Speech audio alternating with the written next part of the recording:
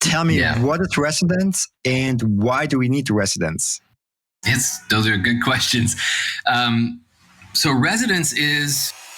Welcome. This is Unfolding, the show where I talk to creative business minds. My name is Marco Pfann, and today we are talking to Justin Cohen from Bug. Two things. I'm a big fan of Justin. He's the co-founder of Motion Grapher, which is, if you don't know, it's a blog. I think it was one of the first blogs around design and motion design, especially from way back in the 2000s.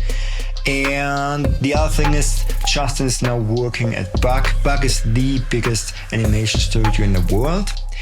And Bug made a big announcement, I think like 1 or 2 weeks ago, where they announced residence. And the whole industry is going crazy. What is residence? Why do we need that? What's the goal of Bug? And all that is what we're going to cover today in today's show.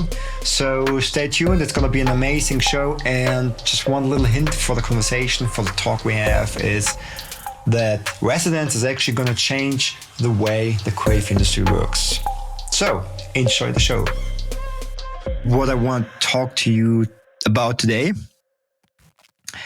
is residence, obviously. Okay. Okay. I think that's the biggest news so far. Yeah. So before we start, would you mind giving the audience a quick run through your career, what you have done, and why you're on the show? Okay, sure. I'm gonna answer the last bit. Okay. Okay, cool. So I've been kind of working in and around motion design for a little over 20 years. I have an undergrad degree in creative writing, not related at all to design, but I was graduating right around the time that the .com boom was happening, and I was living in Austin. And so there was a lot of excitement around that. And I thought I was going to be a millionaire because I knew how to write HTML and I knew like a tiny bit of JavaScript. That didn't happen. I was not a millionaire, but I did, because of that excitement, I did kind of find a way into design. My friend was working at a startup, and I realized, oh my gosh, I studied the wrong thing in school. I should have been studying design. So I tried quickly to kind of teach myself as much as I could about design and specifically around like web design and that kind of thing. And this was in the early 2000s. So at the same time, I didn't really know it, but kind of a revolution was happening in motion design. We didn't call it motion design back then. We didn't really call it motion graphics. We didn't have a name for it back then, but desktop computing was taking over. Instead of the massive big computers that were running a lot of the graphics that you saw on TV, people were moving to desktop computing platforms because things like After Effects, I think it was called Future Splash originally, were coming out. And then Flash, Macromedia Flash, which was later bought by Adobe, also was opening up all these new avenues for people to do animation on the web, but also for broadcasts. So I got wind of that through some forums online and I created a blog called Tween that was just really a way for me to keep track of what I was seeing out there and things that I liked. And then I didn't realize it, but people were actually visiting this blog and it got kind of popular. And so I started bringing on people to help with it. And when I decided to go back to school to get an MFA, I went to SCAD. I decided this is probably a good time for me to kind of take this blog thing a little more seriously.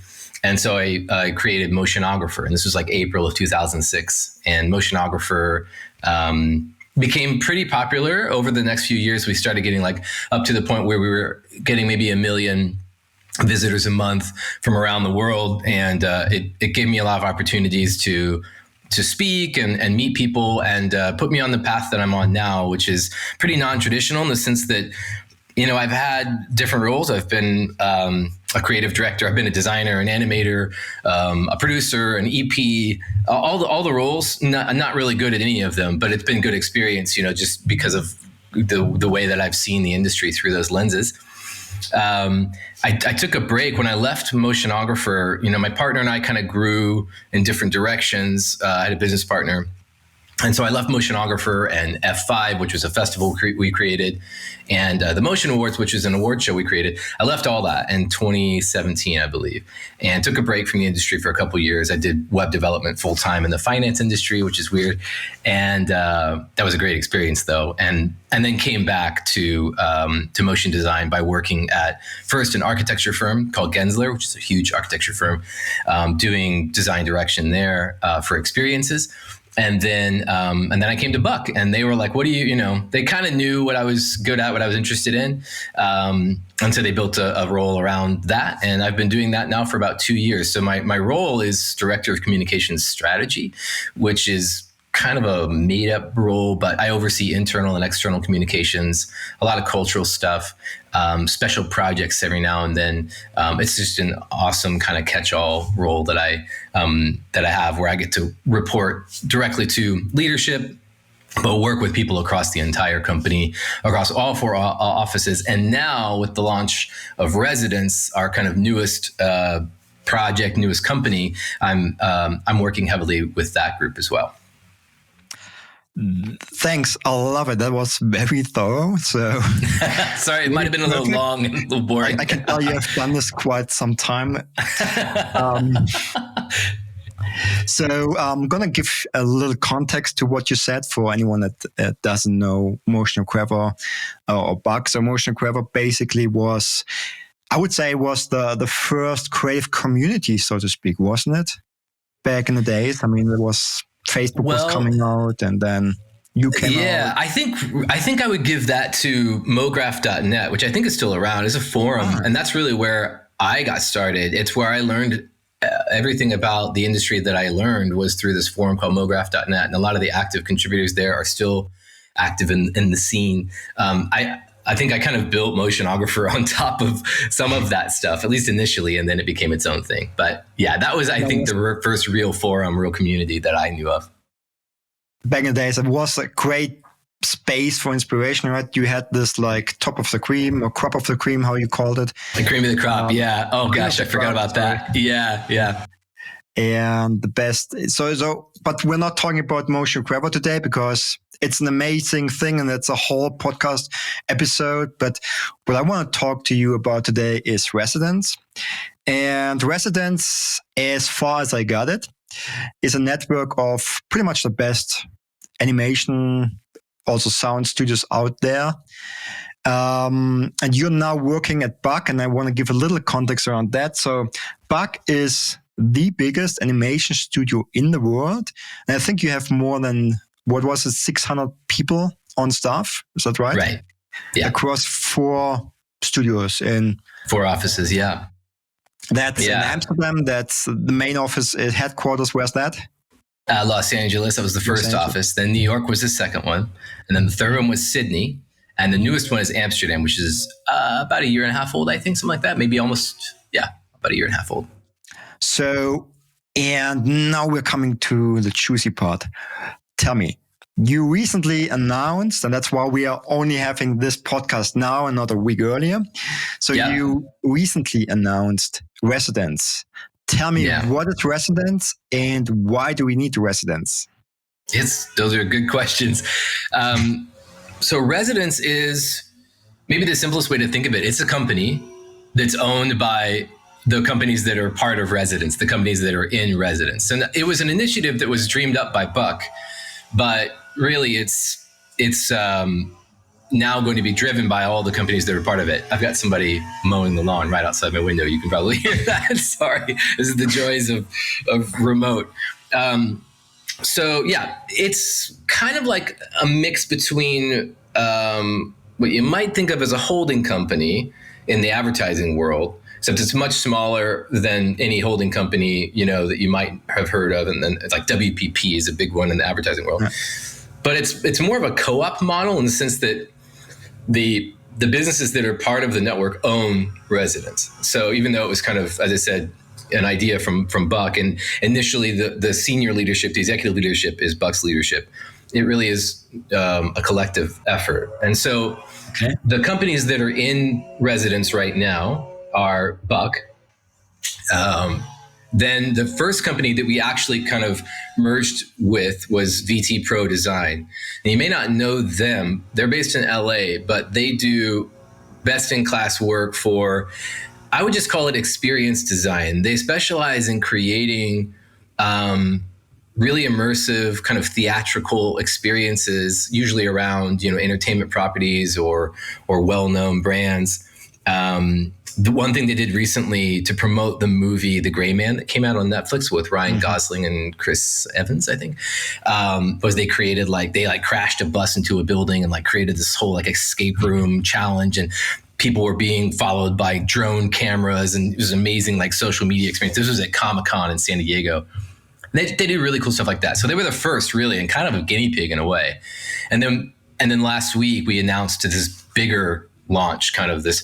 Okay, we're VT Pro was first. Now it's also Giant Ant, which is an animation studio in Vancouver, a well loved and well respected animation studio. They do also some live action. Well, they're just storytellers, and they're really good at what they do. Very tight knit group in Vancouver. So now technically we kind of have a Vancouver office in addition to those other 4 offices you mentioned, which is great because Canada is awesome and Vancouver in particular is awesome. And then we also have what makes it really interesting, what makes Residence, I think, different from other networks or holding companies or parent companies or whatever you want to compare it to, is the addition of the Hudson Beck Group. Now, Hudson Beck Group itself is 4 companies. The most well-known of those companies is called It's Nice That. It's NiceThat.com is, in the creative world, really well known and well respected for shining a light on new and emerging talent across design and art and photography and animation and everything. And they've been around since 2007, championing creativity in many different ways, not just on their website, but also by having events called Nicer Tuesdays in London, and doing all sorts of interesting initiatives around creativity and trying to enable creativity to thrive. Over time, they have created 3 additional companies kind of on the back of It's Nice That. One of them is an agency called Anyways. Again, not a traditional agency. It's a small group that focuses on collaborating really intensely with clients and then tapping this massive talent network that It's Nice That made possible to do really interesting things that are kind of out of the norm for advertising and marketing and that kind of thing. So another project they created is called Creative Lives in Progress, which is I am most excited about that company from at least a perspective of Buck. Creative Lives in Progress is a kind of an educational platform, a platform for empowering and on-ramping people into creative services, especially underrepresented people or people who may have limited access to learning and tools.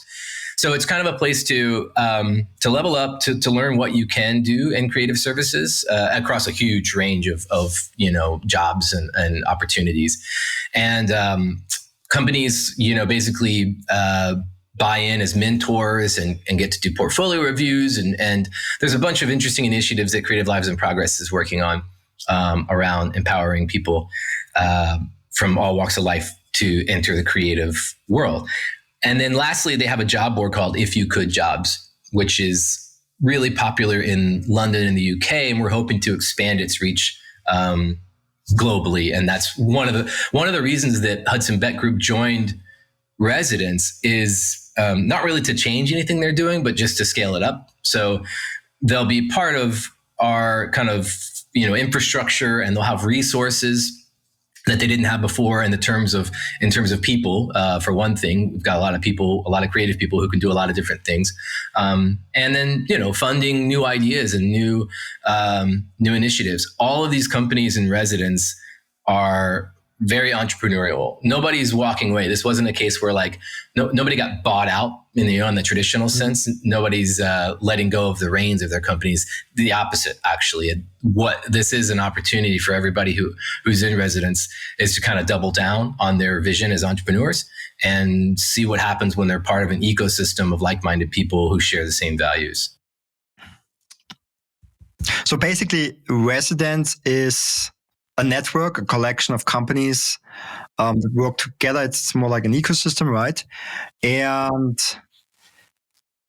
But why? Like Buck doesn't need that. You I've seen people like saying, Buck was already so big, or the biggest, one of the biggest commercial animation companies in the world, if not the biggest, at least for motion design. Why do this? There's a lot of reasons for it. We certainly didn't have to do it.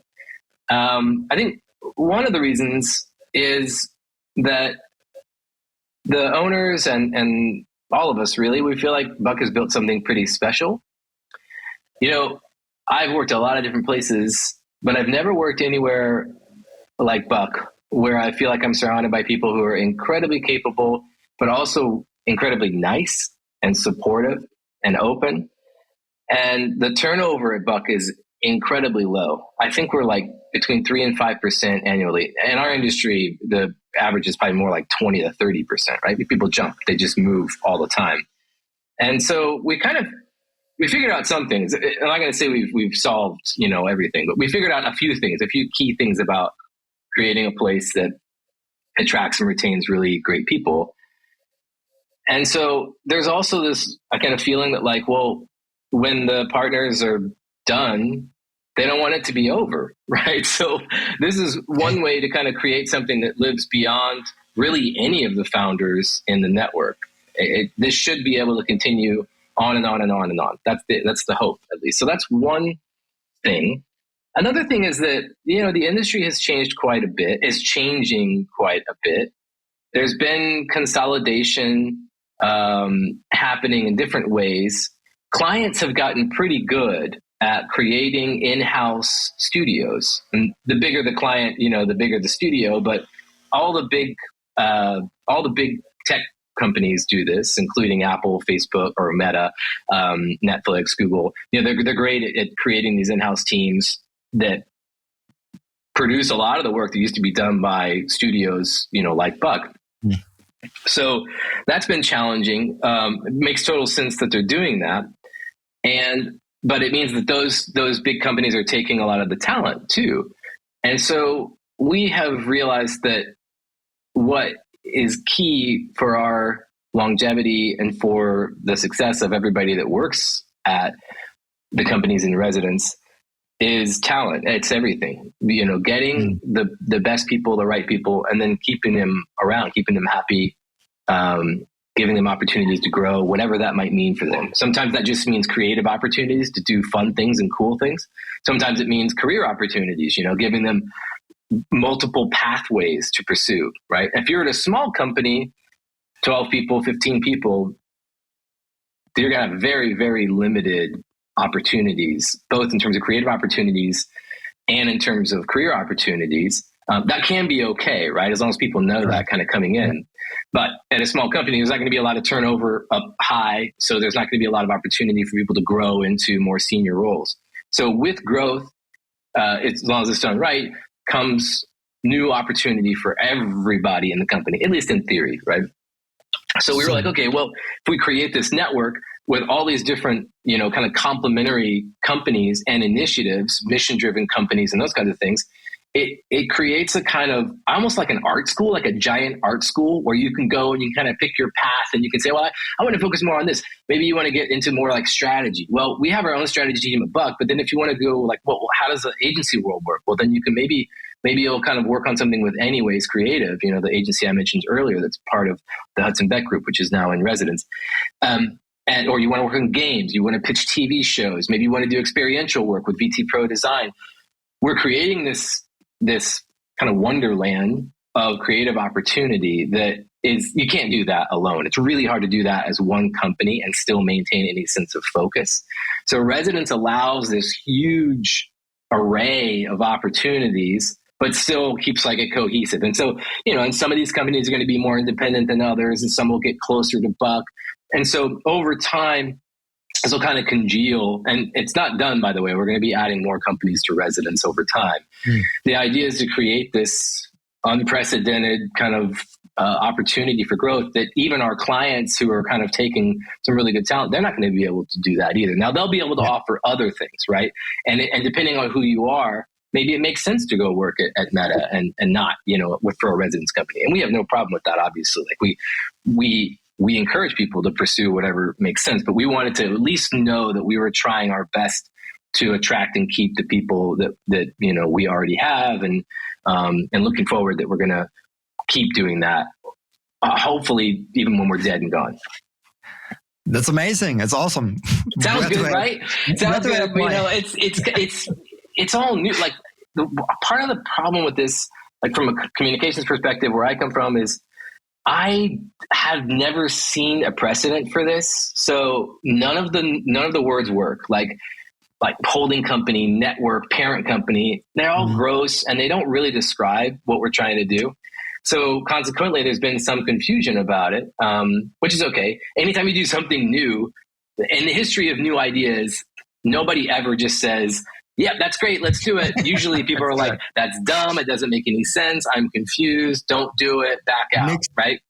I believe it makes total sense, and especially when you come from the problem you're solving, right? So yeah. And just give a little context, like usually studios, like mid-sized studios, small studios, their biggest problem is getting clients, getting great clients, paying the bills. So, but you're at a level where getting clients is not the problem. Right. I know you don't have like a dedicated sales force or anything, but you're so big, clients come to you, right? Right. So your biggest problem is actually getting the talents to stay at the top, basically. Yes. And then again, your clients actually, they probably pay a lot more than any design studio could ever pay, like Meta and Headspace. So the problem you're solving is actually you're actually competing against your clients now in terms of talent. In terms of talent, yeah, I think so. And I don't want to make it sound adversarial, because it's not. Our clients, of course, we love our clients. That's how we're able to do what we do. But there's only so much talent to go around, and if they see somebody that fits what they need, of course, they're going to make a pass, and try to get them over. And we understand that. But yeah, that's well said. It's a really lucky place to be, where talent is the number one problem. We don't have to worry so much about, drumming up new business. But it's weird, because we do, we are concerned about, we never want to get lazy, and we always want to diversify our client base, because you don't want to have too many eggs in one basket ever. And also the clients, over time, margins change and all that stuff too. So you can't really count on any one thing staying the same ever.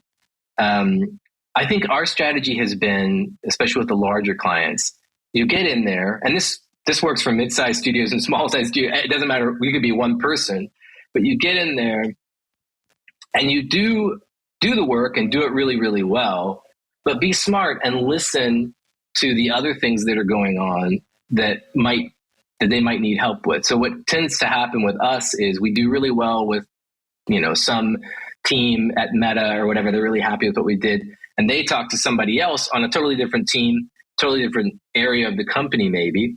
And they, oh yeah, Buck, we had a great experience with them. The project was managed well and all that. And then somebody else at Meta, well, I need that. And so next thing you know, then we're getting referrals kind of within the company. It's kind of a land and expand model is what they call it.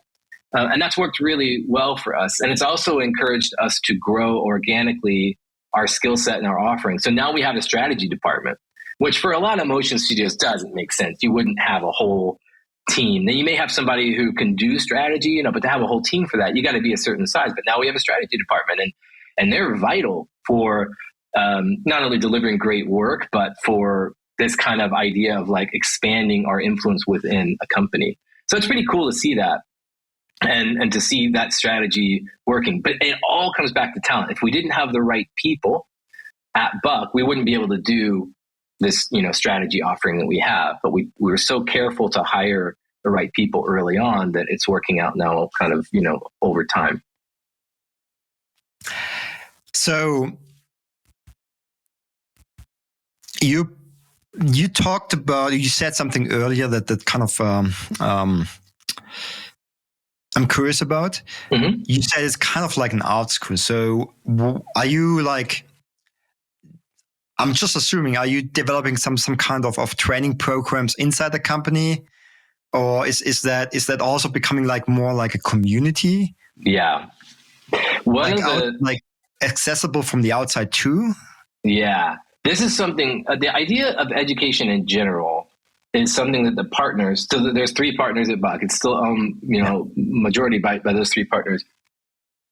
I think they've been interested in this idea for years, at least as long as I've known them, which is almost 15 years. And it's not just like education broadly defined, right? So we are working on internally, kind of training programs around specific initiatives. Right now, for instance, a really big deal is machine learning and AI generated imagery and media. And we are fascinated by it. We're a little bit wary of it. And so what we're doing is we're creating kind of an internal training opportunity so people can learn what's happening, what are the tools that are being used, and how can we use them on jobs or not. That's kind of that's a very small example, I think, of what you're talking about. The ultimate dream, I would love for us to create an externally facing educational initiative. And this goes probably to some of the Hudson Beck Group's, efforts. They've already kind of made some inroads on these pathways. So we'll be working closely with them, I think, on some of these ideas. But I'd love for us to have externally facing educational opportunities, for people to enter this, I think, very exciting field. And I think, this is there's a lot of talk about the need for alternatives to places like what's on my hat here, VFS, Vancouver Film School, which Vancouver Film School is amazing. And Ryan Honey, one of our founders, went there. I went to SCAD, and a lot of people at our offices have gone to SVA and, Ringling, the big schools, but they're very, very expensive, and they're harder than ever to kind of pay for and get into. So there's a lot of need for, I think, education and just community. And that's, I think, another idea around residence that, well, it's going to take time to develop that, but there's a lot of excitement from a lot of people in residence about that, about the idea of creating something that's community driven, that's around education. A community driven art school with low fees that would attract, would pretty much open the door to the rest of the world, right? I hope There's so. So many talents out there, they can't just afford regular art school and stuff. Right. So yeah, my friend Joey Kornman, who owns School of Motion, he started School of Motion, which if you haven't heard of it, schoolofmotion.com. I think he's done, he's built a great business, but it's done an amazing service to people around the world. He told me once how many people are from outside the United States and that take his program, to take his classes. And it was a super high number. And I thought that's really exciting because that means it's accessible. It's not too expensive for people to enter. And what that does is it just opens up the talent pool for everybody. Now there's more people coming in, and they're all going to have their own interests and strengths and stuff. And so over time, that's going to have a massive effect in the industry. So I'd love to see more of that. Gunner Animation Studio was just purchased by Duolingo, and one of their ambitions is to create an animation school or animation program of some sort. I think that's fantastic. I hope they're able to do that, So what's the roadmap for residents? Yeah. If I'm being honest with you, the plan is no plan in a way. So that sounds really naive and stupid, but Buck has toyed with, and since Buck has been around, since 2004, I think, Buck has toyed with a lot of different approaches to its own growth and strategy. Some very, very intentional, like road mapping out the next however many years or whatever. But I think what the partners and the executive team have realized is that we do best when we hold on loosely, and we don't try to be super prescriptive. Instead, we kind of listen to the moment. We see what the opportunities are, what our strengths are at that moment in time, and we build accordingly. And so that model is going to apply to residents as well. So I would say, generally speaking, the roadmap is to find the correct levels of integration between all the companies. So there's 7 companies in residence now. Some of them are naturally going to gravitate towards each other. Some need to stay independent, like It's Nice That, for instance, that's a media outlet. So we have firewalls between It's Nice That and basically everything else, because we don't want to sully their editorial reputation, yeah. Right?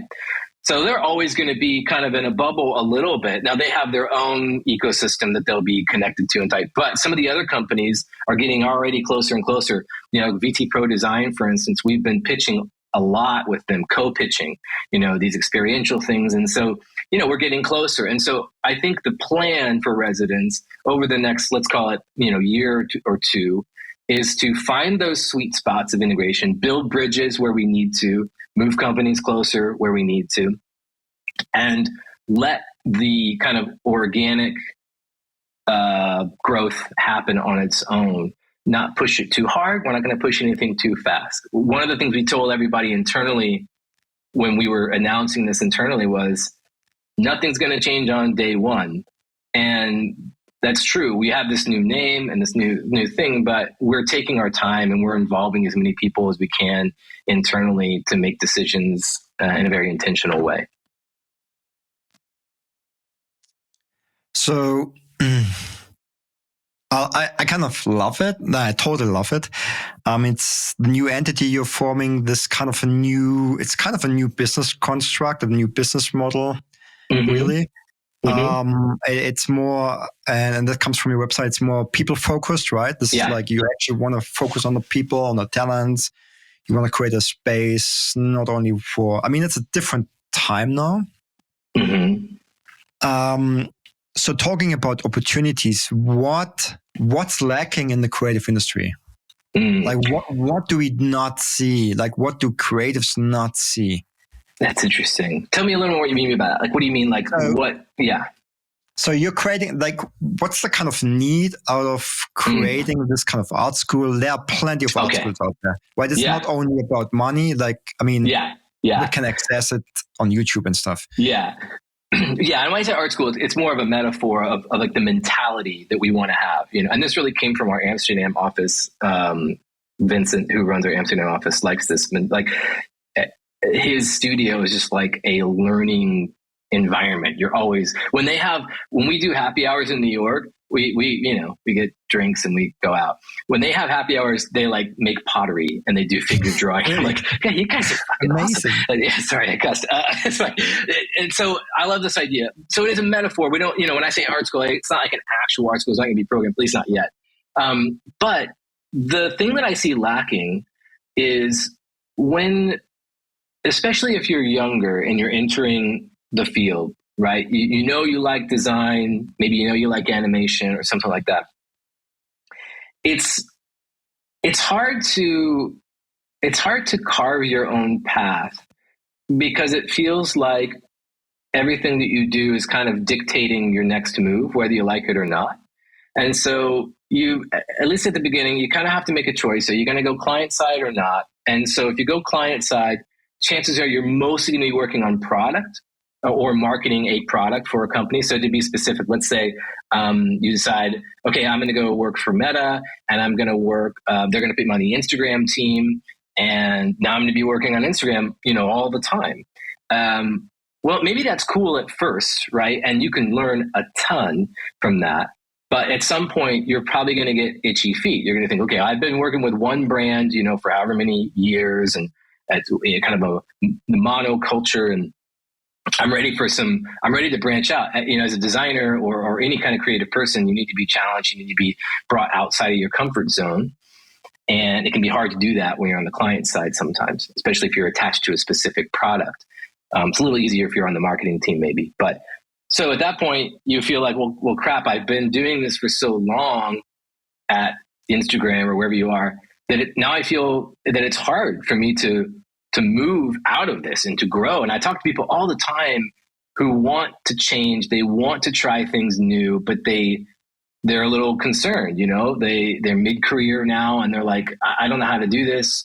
I feel like I'm starting over. I feel like I've got imposter syndrome, all the things, right? So there's there's this kind of, feeling of, oh, well, I took a step when I got out of school and that put me on a path that was okay then, but now I'm like, how do I get out of it? So one of the things I think we want to do, and we've been doing it at Buck, but we want to do it at scale with residents, is give people more options at whatever phase they're in their career, whether they're just starting out, or whether they're super senior and they're, kind of looking for leadership options. That is not something I've seen anybody really go after hardcore in our world. So no one does. That's like, I love how you described it. Like you go a path and it's pretty much defined, right? When you move up an art director, you know what to do, creative director, strategy, and it's kind of like, it's very narrow. It's very, and I love it. Now people can actually change. They can switch. They can, I don't know, can adapt what they do to their lifestyle. At 40, a lot of things change, right? Yeah. So you might want to change. I love it. The other thing that's nice about it too, and we've been doing this again at Buck, is, sometimes you just need to try something. Like, for instance, a lot of people think, I want to make TV shows. Especially if you work in animation, maybe you do character animation, maybe you have ideas for TV shows. And what they don't know is, well, how does that whole thing work? How do you pitch a TV show? How do you develop a TV show? So we have a team that is headed up by a bunch of seasoned people from the animation industry, from the entertainment side. And we've been pitching shows and developing shows and selling them in some cases. And so what we say internally, we created basically an educational track. So you can learn how to develop a show, how to pitch a show. And if your show gets picked up, then, you get to benefit from it and all that. So what happens though, a lot of times is I think people realize, so they learn and like, oh, this is actually harder or not as fun as I thought it would be. Maybe I'm not interested in pitching a show. Cool. No problem. Right. That's pretty cool to be able to just tiptoe in, be like, nope, never mind. And then try something else. Maybe you want to work on a game now. Okay, we have a games team too, so you can try that. And if you don't like it, it's no big deal. We want you to experience it. So being able to create, so it's not like this giant commitment, right? It's not like I'm going to throw my whole career away because I think I want to make TV shows. And then you go do it and you're like, oh crap, this sucks. So, that's just one outcome. But I think that's a nice thing we're trying to do is make failure or experimentation okay, So you actually make it easy for people to leave their comfort zone, even though they have family now, they have other responsibilities, right? It's not that easy to switch careers when you're 40, 45 or something. So you actually, and then that brings back a lot of I love it. It brings back a lot of like inspiration, but also paired with experience, because those people have seen a lot and they get into the field. You actually kind of create a mixture of different fields, which sparks that's new the ideas. Coolest thing about it is that by opening the doors up to everybody at Buck or in residence and saying, hey, what idea do you have? You're going to get stuff you would have never thought of with a dedicated team in a silo, And that's the real value about this, right? This is like you're creating actually a new kind of creative, like it's not a generalist, but someone that has more expertise that comes out from a specific niche and goes to the new and brings the whole expertise from one niche to the other one. Yeah, which actually is vastly needed in this time. Oh, that's cool. Yeah, that's amazing. It is cool, and I've seen it, really open people's eyes and get people excited, and it's fun to see. Yeah. On the branding side, we've been doing this too. Like people have been coming to us from Pentagram and from And Walsh and Collins, and I don't know if we have anybody. Do we have somebody from Collins? I think we do. I'm not sure. I don't want to misspeak, but these massive, well-known branding places, and they're now at Buck, and they're doing things. They're doing brand work that, you would expect. It's the level that you would expect from those big places I just mentioned, but it's through the lens of Buck. So it's different and it's kind of new and interesting. So, and we didn't plan that. We're just like, okay, well, we're following the talent. What are they interested in? What are we good at? And so we're getting these weird hybrids and stuff, And then the other kind of bigger challenge here that some people have asked us about, like as we're building residence. They're like, well, what about diversity and inclusion? Because it looks like a lot of these people are pretty similar looking. They look like white people. They look like me, maybe they're female, maybe they're women, but a lot of them are white, right? And so this again is why I'm excited about the Hudson Beck Group, because we, in theory at least, it's going to take a while, but I think we're going to be able to create new on-ramps for all sorts of new talent from around the world that's more diverse than ever. And if they work at Buck, that's great. Obviously, we want them to. But if they don't, they go work for our competitors, that's great too. The whole industry needs more diversity, right? And so anything that we can do to help that along is going to be good for all of us. And who knows, they may end up at Buck eventually anyways. So I'm excited. Those are big plans, but I think they're arguably maybe the most important things that we're working on is trying to, broaden open the doors as wide as possible. And the beauty about that is I have been working a lot in Asia and in the Arabian countries. It's like, it has so much talent also in Eastern Europe, right? Like, Eastern Europe is just like bubbling with talent. It's insane. It is, isn't it? It's like, it's so amazing. But they just can't break into the more Western kind of industry. Yeah, it's hard. South America has always been in this situation. Yeah, the budgets are not there. The budgets. I went and spoke one time in India, and it was a humbling experience, because I was invited to go speak about the state of motion design to a group of Indian designers, animators, and studio owners. And so I gave this presentation, showed a bunch of cool work, talked about trends.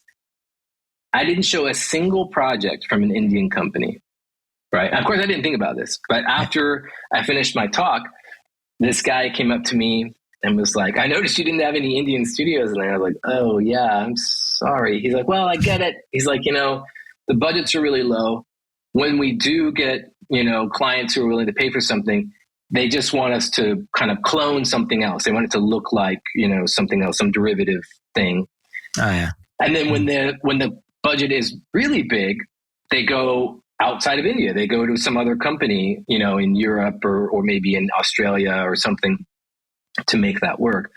And I thought, okay, well, that's a problem, right? You want those big clients, and India has massive industry that, with plenty of deep pockets. You want them to stay. I think they should be hiring Indian studios or studios that are around there that are aware of all those cultural norms and things that are really hard to understand when you're outside, So I don't know how that changes. I've talked to my wife is from Mexico, and I've talked to some studios down there about this, because they have the exact same problem. When the budgets get big enough, the Mexican companies that have the budgets will go to the US to do the work. And on the one hand, I'm like, great, yeah, hire Buck to do it. But on the other hand, I'm like, well, there's so much talent down there. There's got to be a way to make that work. But I don't know. I don't know how to change that. Well, so talking from my own experience, I used to have, I co-founded a motion design studio, and we branded TV stations, like traditional TV station branding, network branding stuff, which was huge back in the days, right? So it's not that big anymore. But we won a contract in Malaysia, Asia, and we actually branded 50 TV stations of one big network. So it was that was huge. But, when I walked down there, I thought, okay, we are better than anyone else. That's why they called us. We weren't, right? This wasn't because we did such amazing motion design and art and stuff. They had amazing talent down there, and those talents were way younger than we are. Okay. And they had just masses. Like, we walked through the whole, hundreds of people in there. The reason they actually, and this was the fascinating thing for me, and maybe this is something we want to pick up. The reason why they always hire Western companies or agencies and brand strategy agencies, things like that, is because of the ability to think in a more holistic way. Okay. Like everything fits together. Yeah. And that's something they said Asians are not built to do. Like, they have the community, but it's like same, but different. You may have heard this before, but it's like everyone has this individuality, but they don't have like it's hard for them to come up with to consistency. I think that's the word I'm looking for. Okay. Having this Western approach to consistency. That's what they're missing. Okay. Interesting. That makes sense.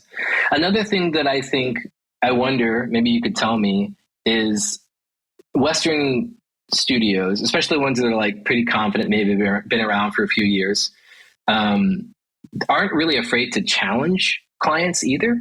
So if a client says, we want this, Buck and many studios that I've worked with will say like, okay, I know you think you want that, but here's what you actually need. Yes. And I wonder if that's a good thing or a bad thing overseas. Do you think that helps too, or is that more of a problem? Is that more problem? So we won because we didn't play by the rules. There you go. Not at all.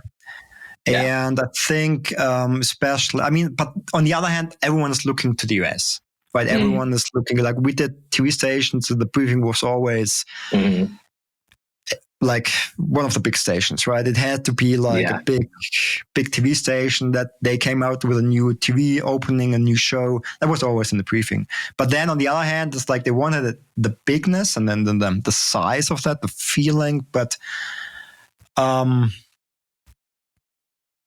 actually, it's a good question. I don't really have an answer to.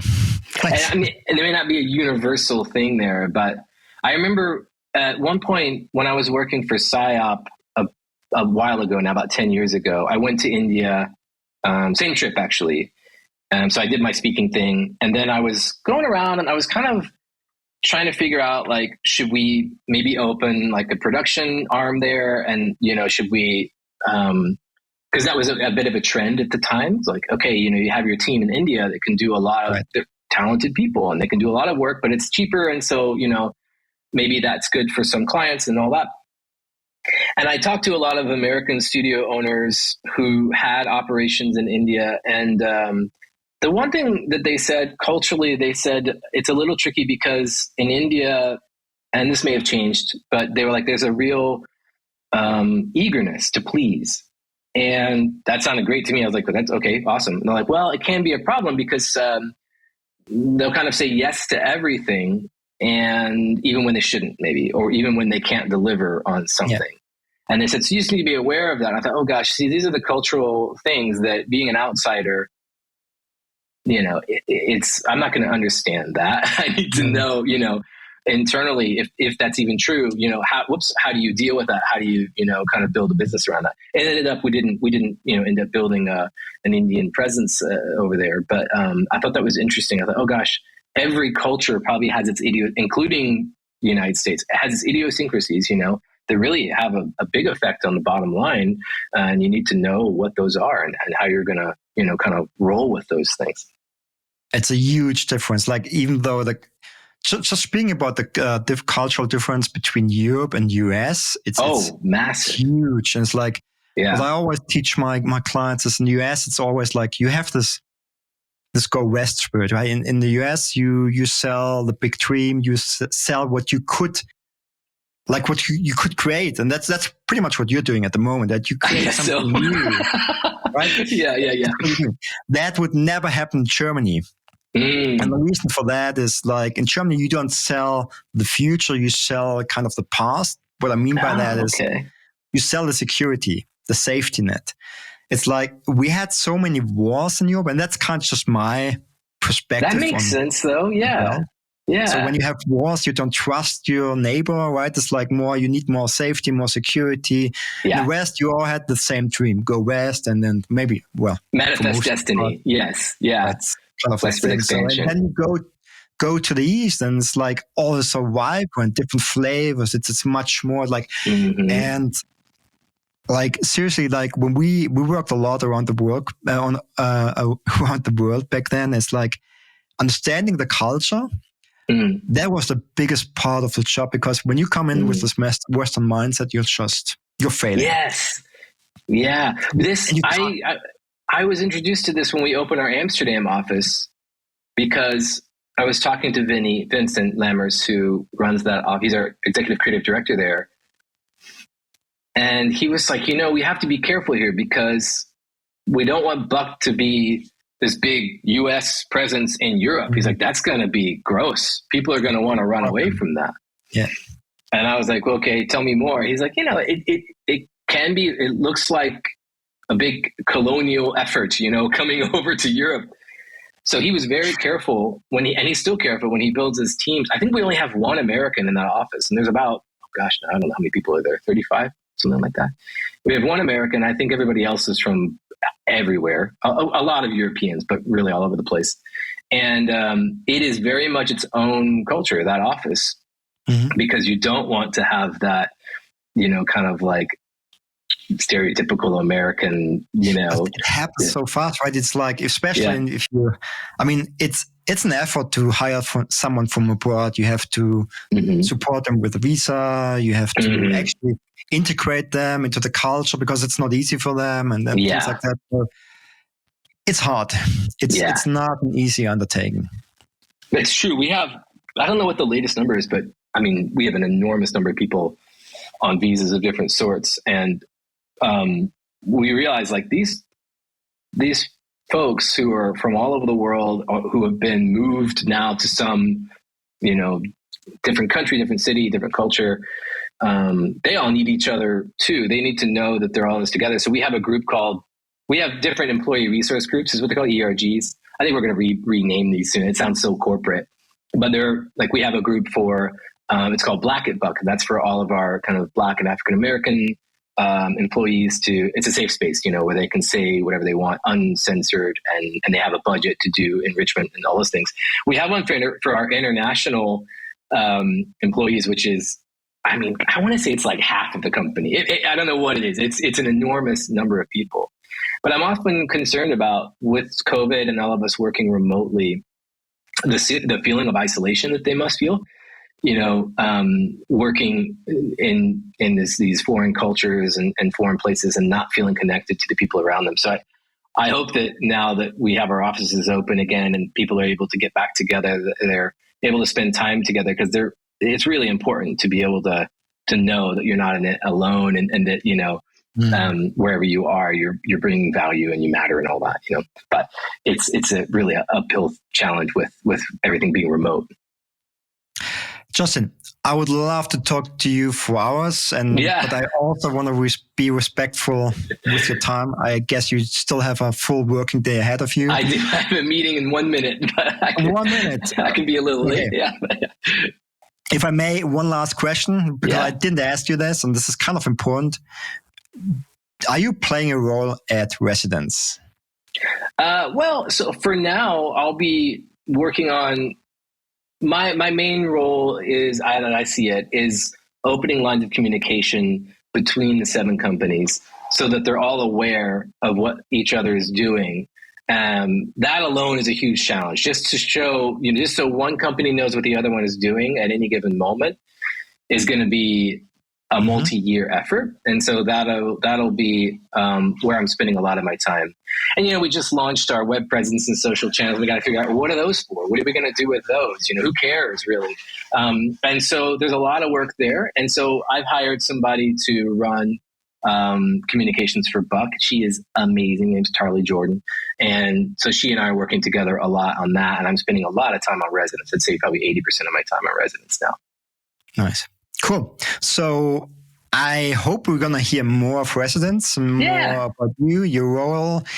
And I'm thankful for your time, and I'm going to let you go to your next meeting. Thank you so much, Marco. I really appreciate it. Thanks for tuning in. That was Justin Cohen, and we talked about Buck and the Residence. I hope you enjoyed the show. My name is Marco Pfahn, and I'm looking forward to see you on the next show where I talk to creative legends, or maybe even just myself. Who knows? We'll see.